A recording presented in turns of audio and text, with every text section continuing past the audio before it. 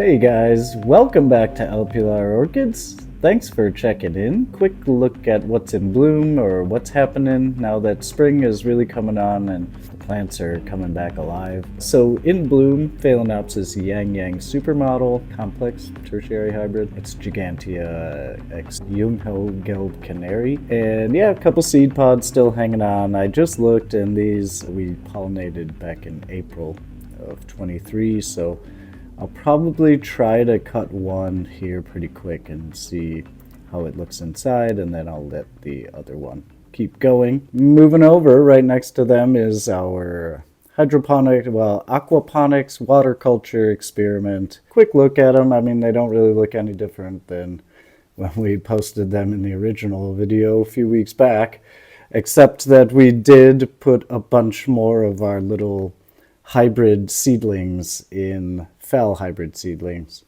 in as well. I don't know, I'm just kind of on this experiment with them. So Ambinosa seed pod still going on that guy, and I'm not sure if it's going to bloom again soon. We'll have to see when it decides it wants to go into flower again, but got a bunch of spikes. And speaking of fel seedlings, it's in this little green pot right there. Ooh. That little green pot right there is it's in the tent. I don't want to open it up. Those are the fel seedlings that we deflasked right before Christmas. A couple months in, they are looking really good, and all the roots down below still look green and healthy, so that's always a good sign when the roots don't immediately die.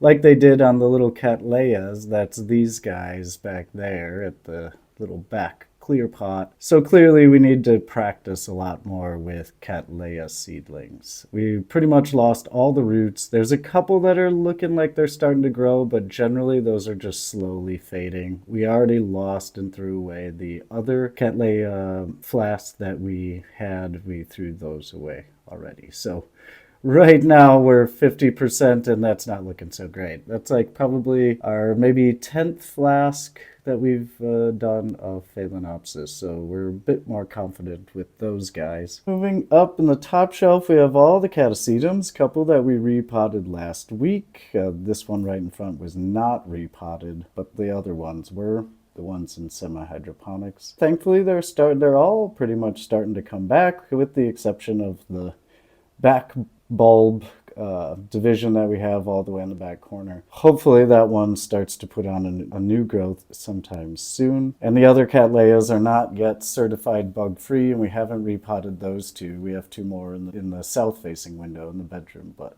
not going to show those today. This is the exciting stuff happening with the Catasetums. Here is a group of seedlings from one of our first deflasking attempts here. These are Phalaenopsis, and I've shown the tag before, but Carmela's Maynawi crossed with Telbird.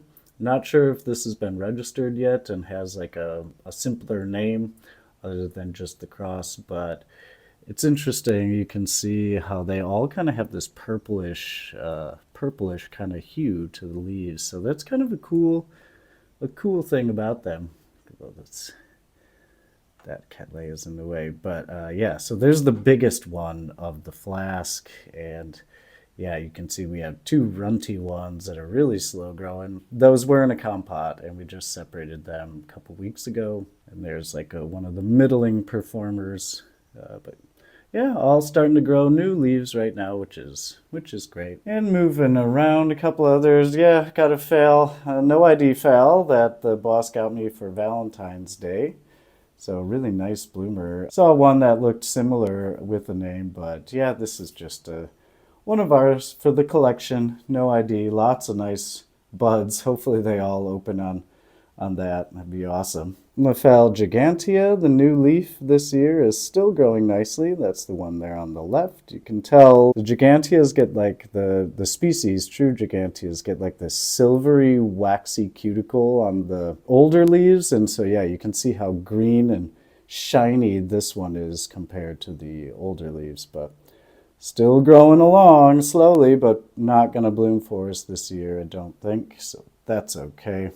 Guess your bloom time. There you go. There's a quick update. You can check that video If you want, you can only post your guess there. No other guesses will be accepted. Then we've got this guy here, which is a Venustum album. We had another one of these guys bloom recently, and I've mentioned it on the channel before. Technically not a true album, so hopefully that one blooms true. And nice, interesting one, the Leptodes bicolor.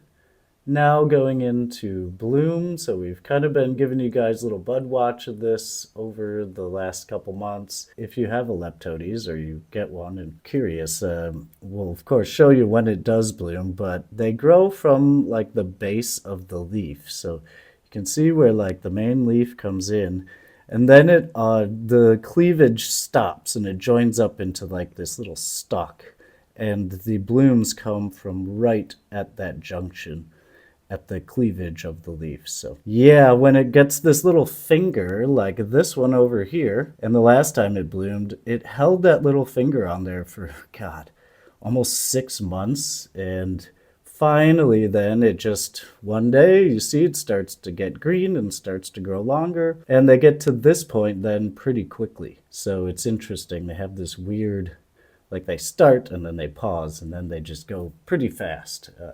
So I imagine by next week we can show you this one open, which will be great. Our No ID Fowls coming on, blooming for the spring. The Boss's Pink is opening nicely, thankfully not looking like it's going to blast all of its buds this year like it did last year. So hopefully it gets all those to open.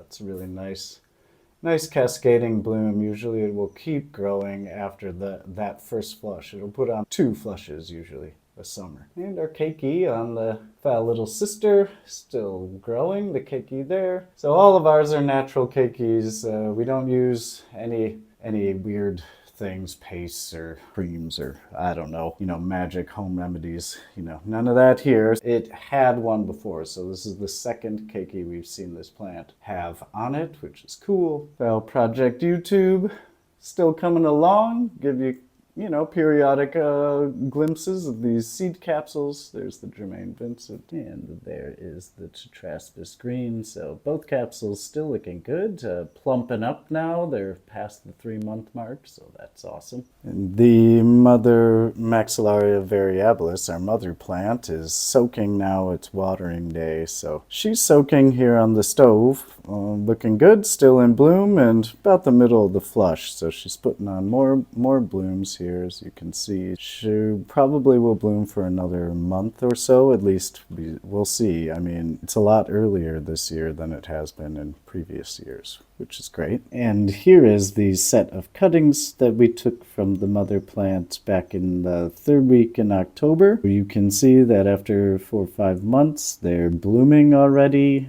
which is amazing. These are all just 2 pseudobulbs, pairs of pseudobulbs that we cut and throw right into the media. Super easy.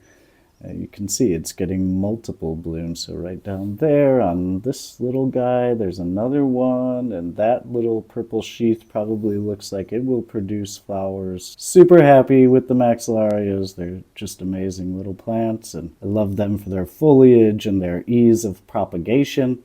Not like some of the other orchids. Well, for the propagation thing anyway. Thanks for checking in. I hope you're having a good one, and we will see you back here at El Pilar soon.